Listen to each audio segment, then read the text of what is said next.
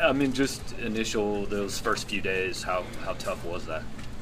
It's tough. It's definitely extremely tough. Had my family with me though, which made it a little easier. Knowing you won't be able to put on a uniform here again, it's tough. But when I kind of got a chance to sit back and look at it, I mean, I've got a chance to do a lot of pretty cool things here. Made it to the SEC championship twice. I had a lot of fun here, and I think I have somewhat found peace in knowing that I did absolutely everything I could while I was here. I have absolutely no regrets of anything. I don't wish I could have done anything more. I don't wish I would have spent more time doing something, because the truth is I did everything I could. And, it sucks right now, but I'm going to get through it. Mike, how long did it take you to kind of come to grips with everything? I don't think I have. I'm still convinced that they're going to go in on Thursday and open up my knee and say everything's fine and close it back up. Give me a few weeks to get back out there. The toughest part is when something new comes along and you're not there for it. That's the hardest part. Even the smallest things, like when they sent out make your order for pregame meal and my name wasn't on the list. I mean, even that was tough. But I got a lot of really good people in my life to help me get through it all. They quit feeding you now? Huh? They quit feeding you now? Well, I wasn't in the hotel before the game, so I wasn't. But still, open it up, because we get the text every week. It's in a group. It's like, oh, better reply to this, and then I look at the list, not on there. So, that was tough, but I got some good people to keep my mind off things. So what road trips? I hope so. I plan on it. I'll have surgery this Thursday and still be in the hospital on Friday, from my understanding, so I won't be able to make this one.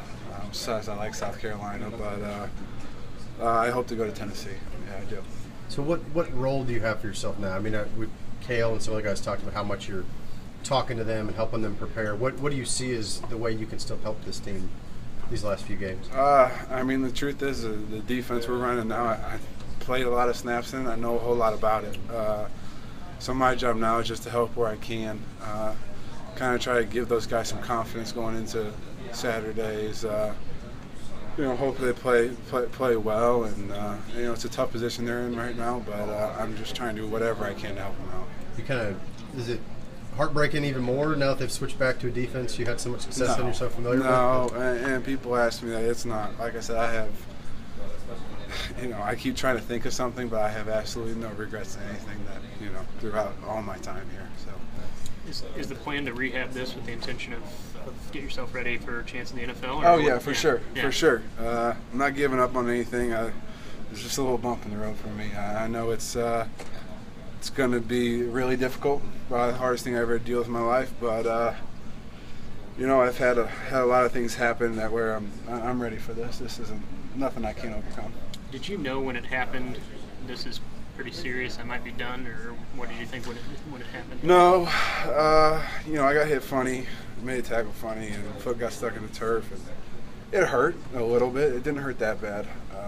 I knew something was a little off, but once I was able to get up on my feet and kind of walk off the field, I'm like, oh, it's not that bad. And then we went into the tent, Dr. Smith started feeling on it and basically looked at me and said, hey, it's not good. And, the rest is history. So it looked like you got clipped and one of your legs got driven into your other leg as you were running. Do you know when it actually happened? I have no idea. I haven't watched it. I'll never watch it. I don't know. It was quick. And even right now, the hard part is it doesn't really hurt that bad. I feel like you can take me up and put me in, but the reality is that wouldn't work. Mike, what did it mean to you for Barry to bring you up at the podium just now? It means a lot. I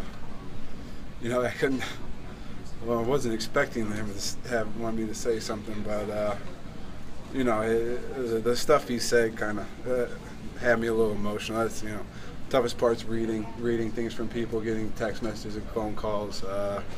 You know, and when I hear stuff like that, it just, you know, it gets to me. But I really appreciate it. Coach Owen's been like a father to me, and you know, I couldn't thank him for everything he's done for me, and just the way he treats me. Have you been able to reflect a little bit more, not just on your relationship with Coach Odom, but also your teammates and maybe your Mizzou career a little bit more after this injury? Yeah, I mean, like I said, you know, it's tough. You sit at home, and sometimes you're all alone. You can't move much, and you know, like I said, I've sat there and, you know, thought of everything I could possibly think of, what I could have done differently, and it's just, there's nothing. There's absolutely nothing. And so that's what, you know, it gives me peace, even though this sucks, knowing that my time here, I did everything I could. Mike, you said you had a lot of people that have helped you through it. I mean, obviously family, coaches, but, you know, who's really been there, stood out to you? Well, you know, the funniest part was at the game, we pretty much knew what it was. You know, we were hoping differently, but we knew what it was. And I've known Jeremy Macklin for a really long time.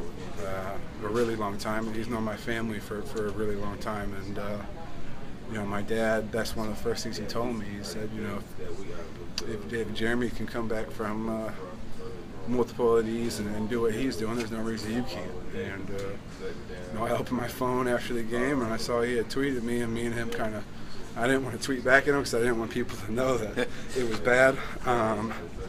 But me and him talked through text for a little bit, and you know, that meant a lot. And basically, you know, told me I could get through it, and that he would be there to help me if I ever needed anything. You know, everybody, guys like Evan and Marcus, guys who I've been really good friends with forever, they obviously called me, and they've been talking to me ever since. But you know, it was definitely a little funny how you know, I'm sitting there, and that's what my dad says, Jeremy did it, and next thing you know, my phone's popping up and it's Jeremy. So you know, it's awesome. And even, you know, I was sitting there thinking, you know, world's over, you know, everything, and well, Garrett, Coach Odom's son, came up to me and just said, God's got a plan for you. And you know, I really believe that.